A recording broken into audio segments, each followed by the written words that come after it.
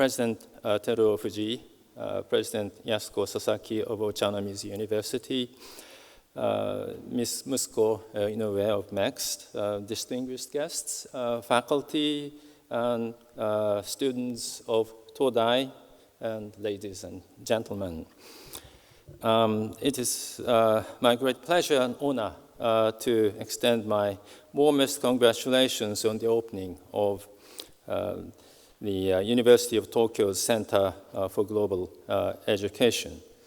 After the excellent film composed by Dr. Depish, I'm a bit nervous.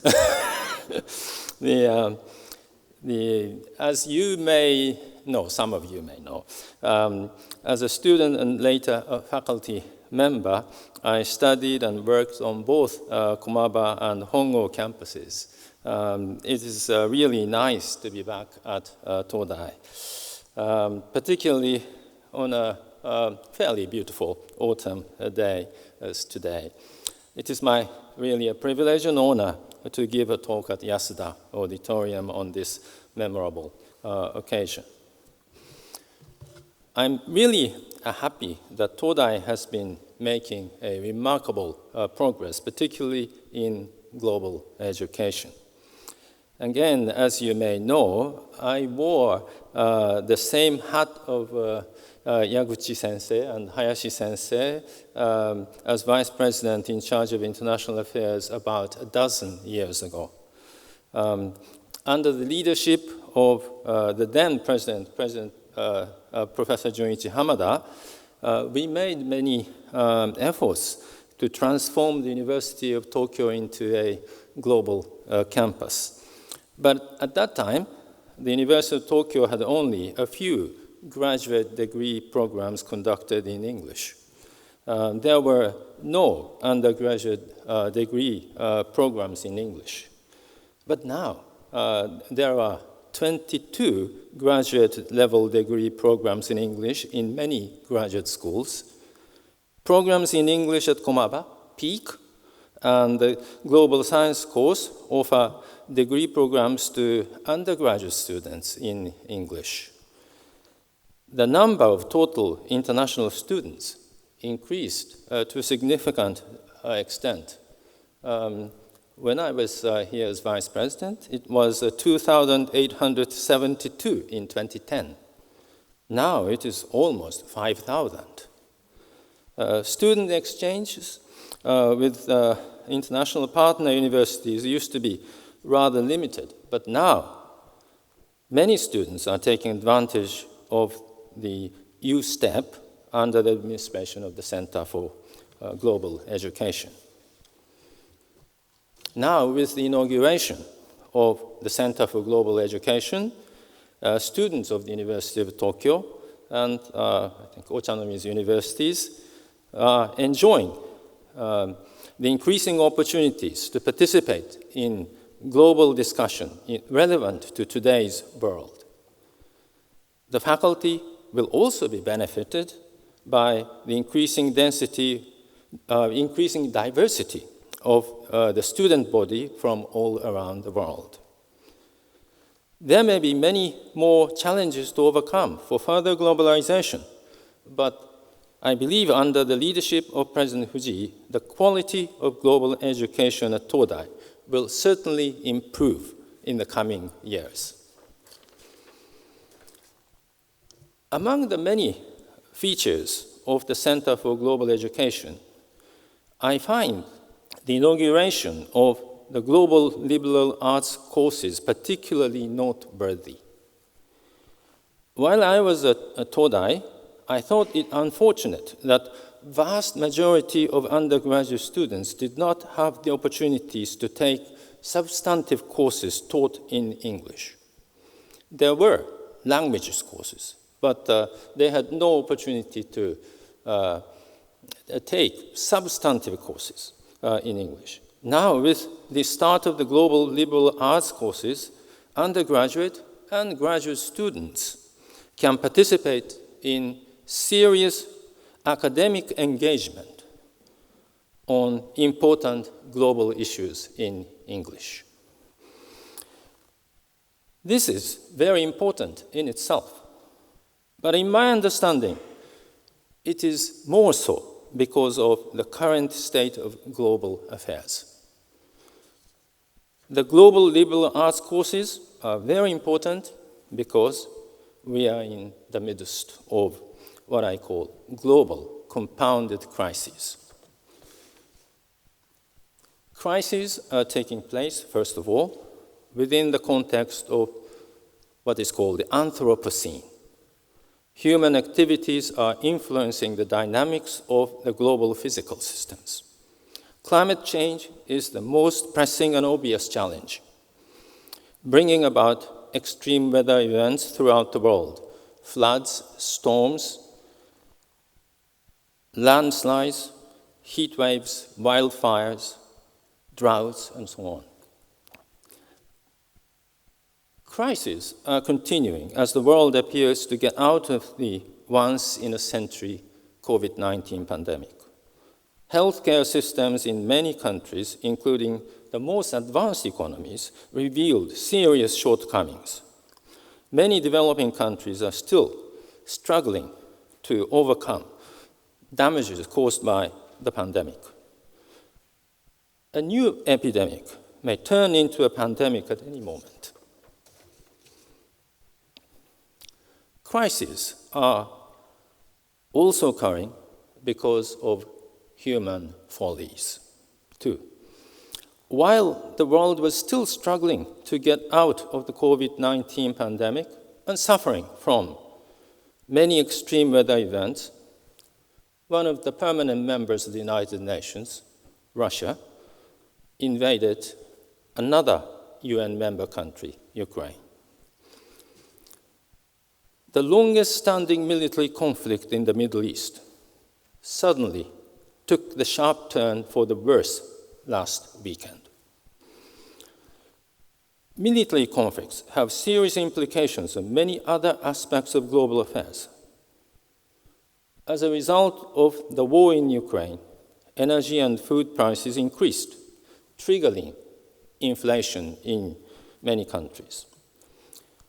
Those developing countries, already suffering from hunger and food shortages because of climate change and COVID-19, are now facing sudden disruptions caused by the war in Ukraine. Financial conditions of many developing countries had been already severely damaged by the COVID-19. They faced serious difficulty in its debt services. But because of the compound crisis, their situation became worse. Advanced economies trying to control inflation often raise interest rates, bringing about further difficulties to heavily indebted countries. Some countries experience defaults and experienced political crisis. Compoundedness is the characteristic of these crises. Obviously, crises require immediate actions. For example, when a natural disaster occurs, we need to immediately send rescue teams and provide relief materials. As JICA manages Japan's disaster relief operations, we sent rescue and medical teams to Turkey when it experienced a big earthquake early this year. We sent rescue materials to Libya for the recent flood. We are now preparing to send materials to Afghanistan, which experienced a big earthquake last week. In the wake of the Russian invasion of Ukraine, JICA, together with the World Bank, arranged emergency loans to the Ukrainian government. Last winter, we sent a number of generators to Ukraine to make up for the lost electricity caused by Russian attacks. We are now sending trucks, heavy machines for rubble and debris management.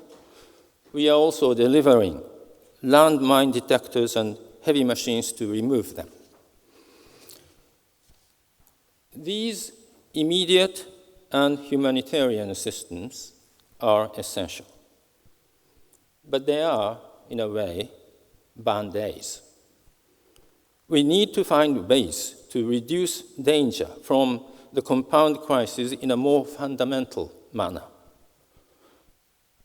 Where we know the cause of the crisis, as in the case of climate change, we need to attack the root cause. We need to reduce the greenhouse gas emissions drastically.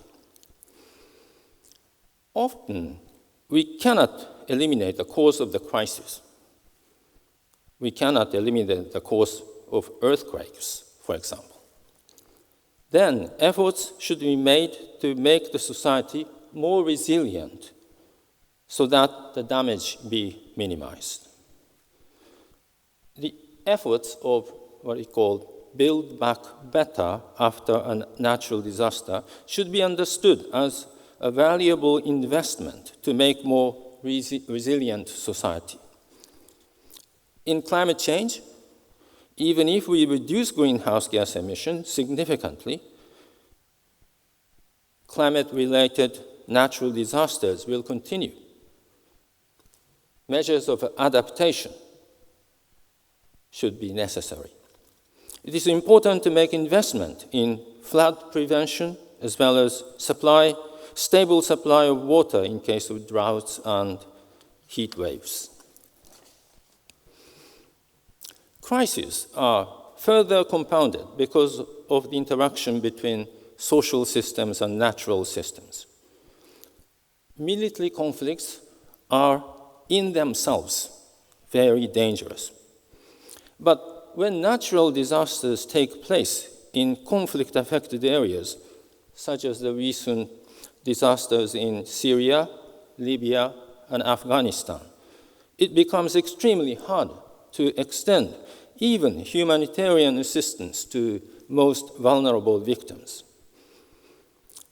Resolution of military conflict is always difficult, but we need to end wars.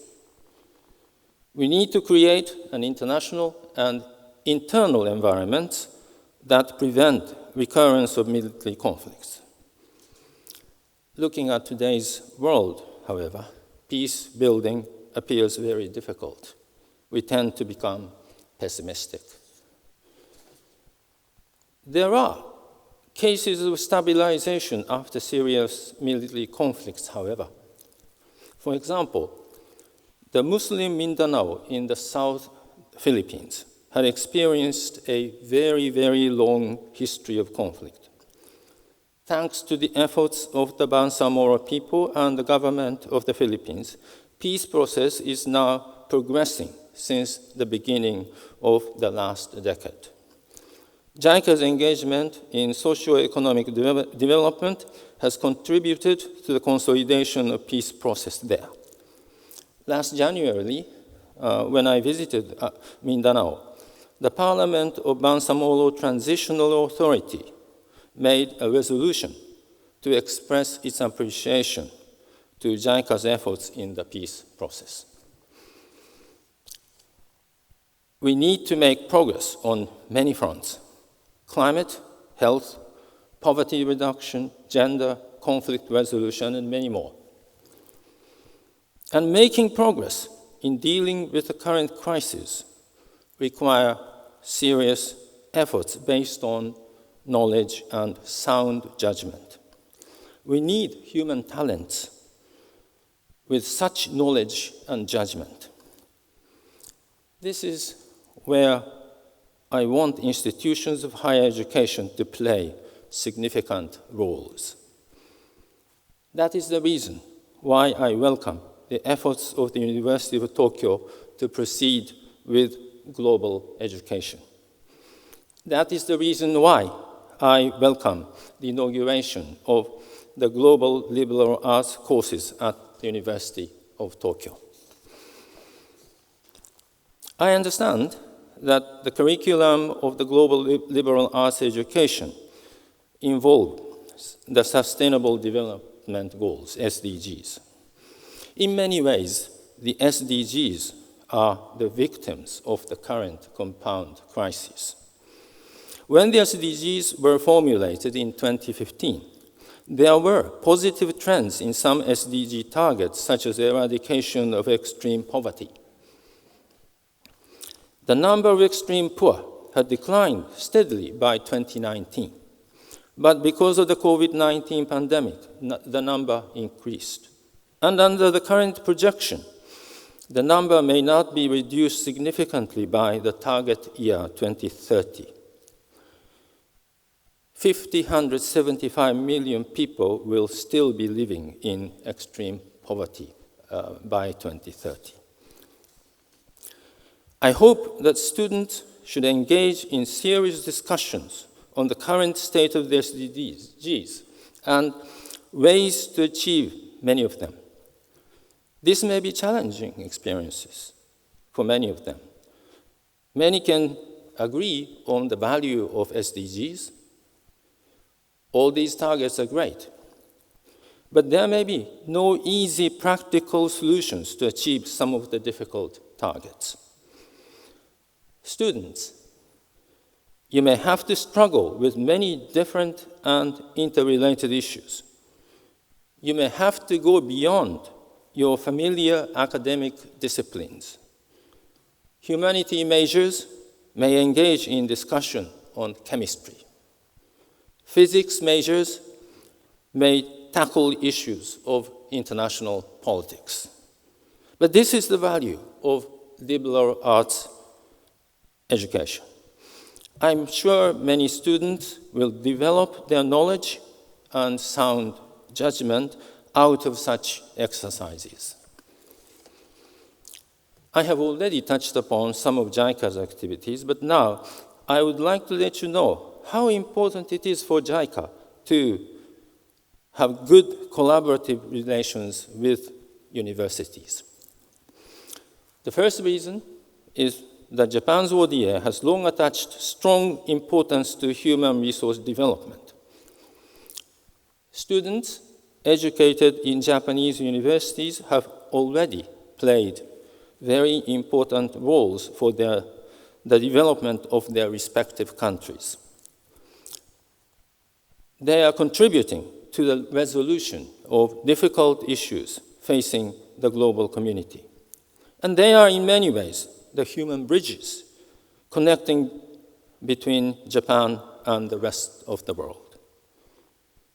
Through our scholarship programs and short-term training programs, JICA continues to foster human resources development.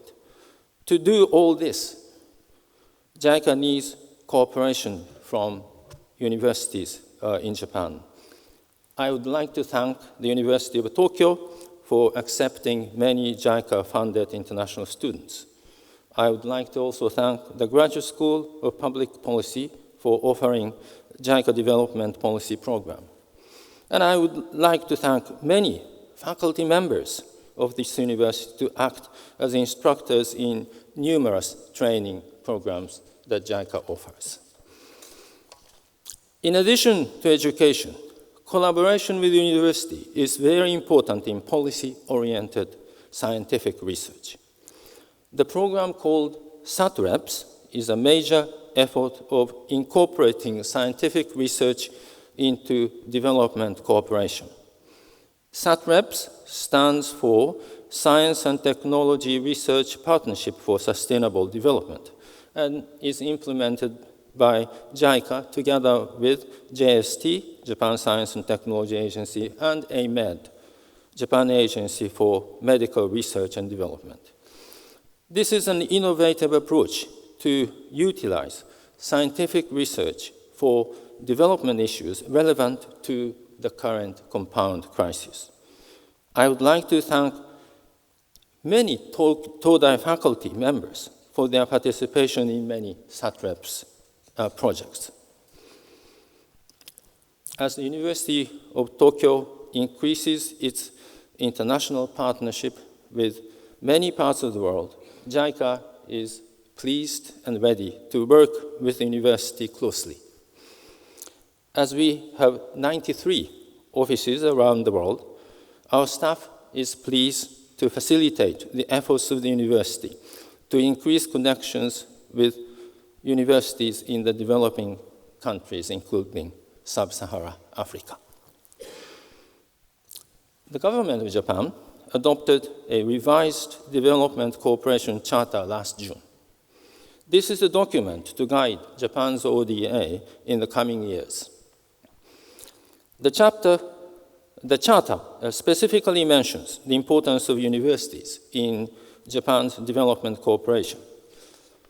It says, I quote, "By promoting cooperation with universities and research institutions, among others, Japan will not only seek new solutions to development challenges in developing countries, but also strengthen initiatives including promotion of the international brain circulation through exchanges and joint research between students and researchers from developing countries and Japan, enhancement of the scientific and technological capabilities of both sides, and dissemination of Japan's development experiences, including modernization and economic development," the end of quote. The University of Tokyo, one of the leading universities in the world, is an ideal partner for JICA. I hope that Todai also considers JICA an ideal partner. By repeating my congratulations on the inauguration of the Center for Global Education, I would like to conclude my remarks. Thank you very much.